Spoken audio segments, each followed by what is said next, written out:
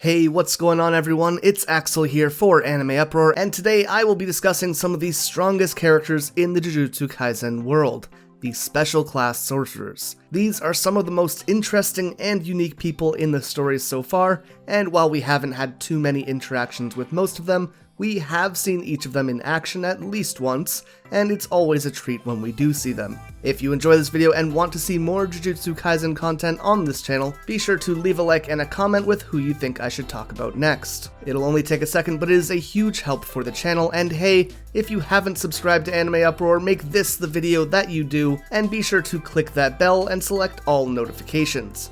You can also follow AnimeUproar on Twitter and Instagram at AnimeUproar, or you can follow myself at ExcellianYT. Finally, this video will contain Jujutsu Kaisen manga spoilers, so please proceed with caution, you have been warned. Much like curses, sorcerers also work on a grade-based system, and typically it's the case that a sorcerer in a specific grade will be sent to fight curses of a relatively similar grade. So before we get into these special grade sorcerers themselves, let's take a quick look at what the grades correlate to, at least loosely. A grade 4 curse is supposed to be able to be taken down by a wooden bat, so sorcerers of this grade are likely around that power level. Ironically, the only sorcerer we know of in this rank is Maki Zenin, and that was only because her family held her back from promotions. But as we saw in the most recent chapter, chapter 152, I don't think the Zenin clan will be speaking up against her all that much going forward. The few who are left alive probably recognize how strong she is at this point, and if I had to guess, I'd say she would probably be up to at least Special Grade 1, if not Special Grade herself. Grade 3 curses can be dealt with easily if you have a handgun, and our sorcerers at this rank include Nobara Kugisaki, Mai Zenin, and Kasumi Miwa. Obviously, Mai is no longer able to be a sorcerer because of current manga events, and Nobara is kind of unclear at this moment, so this grade definitely needs an update. At grade 2, you are lucky to beat the curse if you have a shotgun. You're looking at sorcerers like Takuma Ino, Megumi Fushiguro, Panda, and Momo Nishimiya. Grade 1s are where things start to get very serious. In most cases, they're tank level or above. We currently have 5 grade 1 sorcerers, although we definitely need an update here as well. These are Kento Nanami, Mei Mei, Aoi Todo, Atsuya Kusukabe, and Masamichi Yaga. However, we also have 4 sorcerers who are semi-grade 1. These are basically between grade 2 and 1. They're just kind of waiting to pass some tests, or they're sort of in the middle of training to really earn that full rank up. These being Toge Inumaki, Noritoshi Kamo, Kokichi Muta, and Utahime Iori. While these 4 are on their way to being grade 1s, there's still a pretty significant gap between their power levels and those who are actually grade 1s. Similarly, there is another gap between grade 1s and special grade 1s. We only know of 4 special grade 1s to this point, and they are Naobito Zenin, Naoya Zenin, Jinichi Zenin, and Ogi Zenin. These were each the highest members of the Zenin family, however, I believe that only Naoya is alive at this point, and that's mostly a result of Maki's actions, so I would assume she should be at least here. And finally, that brings us to the big ones, the special grade, where cluster bombs might work. All of these are so far above the others that we've mentioned so far, it just kind of isn't even fair to compare them. The 4 special grade sorcerers that we know about so far are Satoru Gojo, Suguru Ghetto, Yuki Tsukumo, and Yuta Okotsu. Gojo obviously being on his own level even among this group, and that kind of brings up the difficulty in understanding this rank, because it's kind of just cluster bomb or up with no real upper limit. So while someone who was as strong as a nuke might also be in this group, there's a big difference between them and that cluster bomb, you know? But essentially the special grade sorcerers are just that. They're special, they're hard to define, they're just more than what is typically possible to a normal sorcerer. So what exactly can these 4 special grade sorcerers do? Well, we already have a whole video on Gojo which you can check out in the pinned comments and the card, however I'm still covering him briefly here. Gojo's ability is limitless, and it allows him to control the space around him. This typically manifests in 3 ways for those who have this ability, firstly being infinity, an invisible aura that they can keep around themselves at all times, which slows any approaching object to the point that they seem to not move. He can obviously choose who's affected by this, or he would never be able to hold hands or give someone a high five. However, it is mostly automatic at this point and is able to detect the velocity, size, and general threat level of whatever's approaching him. He did say that he wants to build up this skill so it could detect poison in the future though, so it isn't a perfect or flawless system as it is, and it is something that he can still train. The second use is manifesting Limitless through Curse Technique Lapse Blue, a pulling force that draws things in by creating a vacuum using negative cursed energy. Essentially, he removes everything from a certain section of space, and the world corrects this by pulling things into that space. This can be amplified into Curse Technique Lapse Maximum Cursed Energy Output Blue, which is a mouthful to say, but this will allow Gojo to create a mini black hole that he can move around at his own discretion. Then he has Curse Technique Reversal Red. Rather than Blue's pulling force, Red is a massive pushing force, which seems to be just a huge laser. Finally, an exclusive Gojo ability is combining Red's pushing and Blue's pulling to create Hollow Purple. With this, Gojo creates a singularity that destroys everything it touches to the molecular level. Of course, Gojo also has access to his domain expansion, Unlimited Void, which overwhelms his targets with so much information and so many experiences that they can't even move, leaving them effectively as a sitting duck. But through all of these amazing things he can do, the most important thing is the 6 eyes. This raises his level of perception and allows him to even see a target's amount of cursed energy. But most importantly, it drastically reduces the amount of cost that's associated with each cursed energy ability. The reason this is such a huge deal is because while Gojo has these crazy powerful techniques, he would have a limit to how much he could use them without the 6 eyes.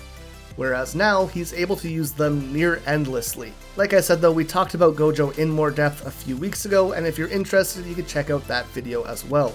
Next up, we have one of my own personal favorite sorcerers, Suguru Ghetto. Way back before Gojo had fully mastered his abilities, it was said that he and Ghetto were fairly close in terms of power. Of course, Ghetto is no longer really in the picture, but even after having his body stolen, his abilities are still fairly similar. Ghetto's main ability is Curse Spirit Manipulation. This allows him to more or less become the Pokemon trainer of the Jujutsu Kaisen world. He can absorb cursed spirits into a black orb which he swallows for storage and regurgitates for usage, which... gross? But regardless of how gross it is, weak curses can be controlled with no issues, while larger ones can be a bit more stressful for him. Typically, he doesn't summon too many curses at once, however, if he's in a pinch, he can use Maximum Uzumaki, his strongest ability to date, and we have seen him summon up to over 4,000 curses with this. Which, again, if we compare him to Megumi, who is a pretty similar style of sorcerer, both summoning things in some way or another, you can just see this massive gap between a Special Grade Sorcerer and a Grade 2 Sorcerer. Ghetto is only limited by the types and amounts of curses that he's able to collect, and I guess if he has enough badges to train the ones he collects. Where the Pokemon parallels stop though is that Ghetto is able to steal curses from other sorcerers as long as he kills their owners before he tries to absorb them into his orb. Which, now that I think about it, could you steal someone's Pokemon if their owner died? Man, Team Rocket should have just done that from the start, huh? Next up we have Yuta Okotsu. One of his greatest strengths is his ability to control cursed energy. Basically, he's able to use his cursed energy in a way that is more effective than just about anyone else in the series, other than maybe characters like Gojo or Sukuna. In the most basic ways, this means that he can reinforce his body in a fight, lowering the amount of damage that he takes by hardening his body to the point that he can't be injured, or by supplementing his own attacks to make them extremely powerful. It also ensures that his reverse curse technique can do some immense healing. And then we have his actual abilities. While inconsistent, he can sometimes summon Rika, who was one of the most powerful curse spirits of all time. So much so that it was able to overwhelm and defeat all of the curses in Ghetto's Maximum Uzumaki.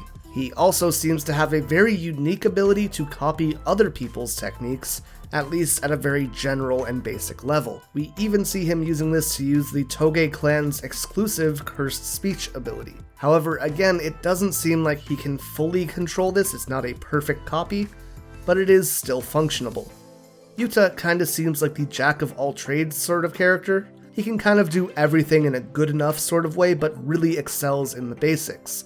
Throw a nearly unstoppable cursed spirit into that mix and you have an all-around pretty great character. And finally we have Yuki Tsukumo.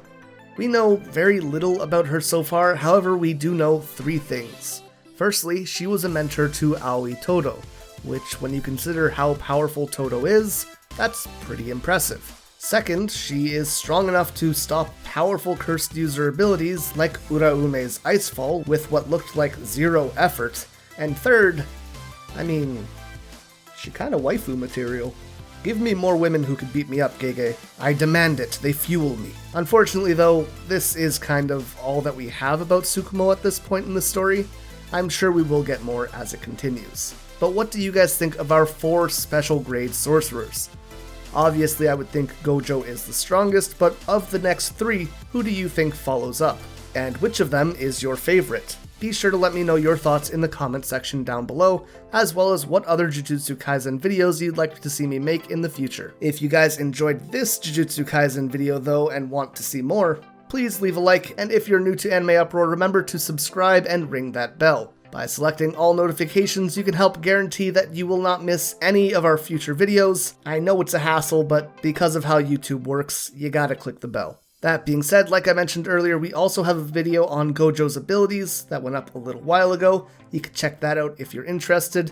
And of course, you can follow AnimeUproar at AnimeUproar on Twitter or Instagram, or myself at ExcellianYT. I want to give a big thank you to all of our AnimeUproar patrons for making videos like this one possible. A special thank you to the absolute mad lad and disciple of Lord Twigo himself, Alpha Sigma. And of course all of our The One Tier patrons, the ones who stand above all other clans: Ingrata, Patehefa, Algital, Dr. Cortman, The Toasted Chi, The Spike 8227, Emperor Otaku, Spidey Life Tinel, Tungsten Tarkus, Baked Buddhist, Cody Hebert, and Monkey D. Quilly. And of course I want to thank our pro hero patrons, including the one and only Gilgamesh, the red-haired Raven, Angel Cruz, Anatoly Kazitsky, Very Gucci, Alicia Akhter, Bonnie Parks, Hinokami and Water, Joanne Garcia, Ted Not Ted, Fat Boy Games, Corey McGowan, Metal Mama, Deadly Saint, Soul Rise, Slice and Dice.